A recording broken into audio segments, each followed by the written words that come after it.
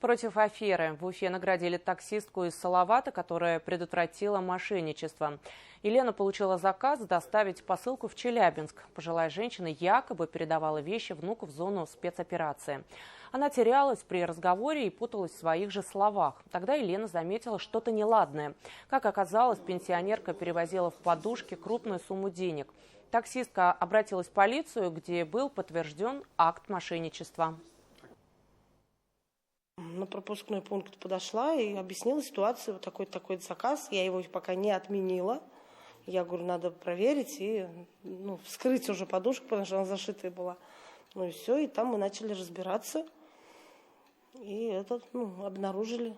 Три пачки денег обнаружили. В полицию республики ежедневно поступают сообщения о совершенных мошенничествах.